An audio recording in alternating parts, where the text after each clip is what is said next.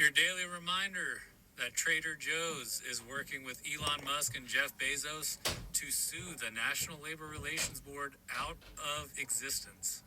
They're calling it unconstitutional. They're trying to get rid of the National Labor Relations Board to undermine workers and workers' rights in the United States. Class Trader Joe's is not your friend, people. Do not shop there. I saw another creator say if they want to get rid of DEI workplaces, they're going to say goodbye to DEI customers. And I could not agree more.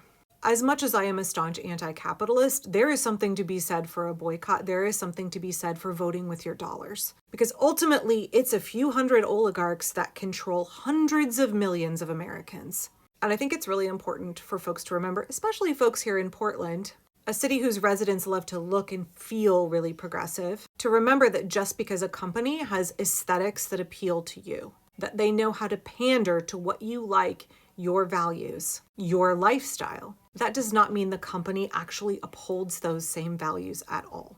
All my fellow Portlanders who are outraged at the results of the last election are making social media posts decrying the state of affairs here, the recension of our human rights, the systematic dismantling of the Constitution. One of the few powers we still have left is to actually vote with our dollars. So I don't want to see you in your pink pussy hat or your sign in your front yard that says, like, in this house, we believe in whatever performances of dissatisfaction you have with the current administration. And for lack of a better word, virtue signaling of your values and politics. This is a great time to learn to be a conscientious consumer in a way we have never been before. To really think about where we are giving our pennies and how those corporations that we've been supporting may have contributed to getting us here. I understand there are certain places we cannot avoid shopping, and I'm not expecting anybody to be puritanical.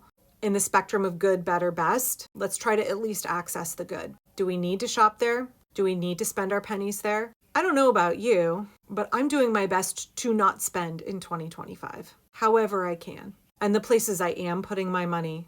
And I know in this time where we can feel really powerless about what is happening to us, the tidal wave, the deluge of all of these horrible things feels like something that we cannot hold off ourselves. It's good to find small ways that we can be empowered to actually make a difference. I've said this so many times in permaculture, we say slow, small solutions. What are the small solutions that can have a large cumulative impact if we all engage in them, us, the hundreds of millions of American consumers? What can we do? What is within our power and gives us some sense of ownership and control? For me, the easiest place, the most empowering place to step in to resistance is with my pocketbook. I am happy to go without certain things. And there is power in that. There is satisfaction in that, of choosing to make small sacrifices and deprive myself of small conveniences, or even sometimes big ones, in order to not contribute to corporations that are actively working for my oppression and the oppression of my neighbors.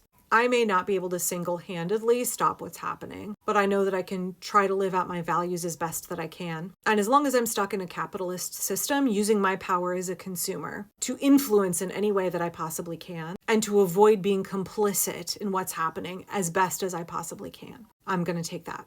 And I encourage you to do so as well. I think it would be good for us as individuals, for our communities, and for the greater cause of saving our democracy in America, to get really conscientious, really quick about where we are sending our dollars.